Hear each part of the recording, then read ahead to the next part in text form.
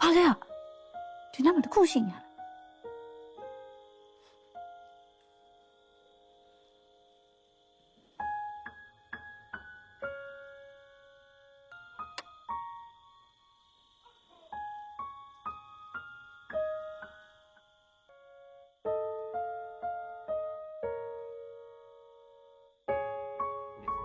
နင်းနာမင်းအမှန်တိုင်းပြော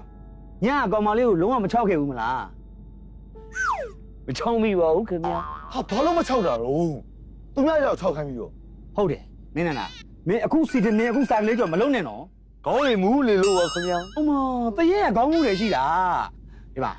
မင်းကလေတစ်ခါခုတ်တစ်ခါမိတော့မဖြစ်စေနဲ့ကွာ စိတ်ချပါခင်ဗျာစိတ်ချပါဒီညကစားလို့ကြုတ်ချောက်လိုက်ပါမယ်ခင်ဗျာ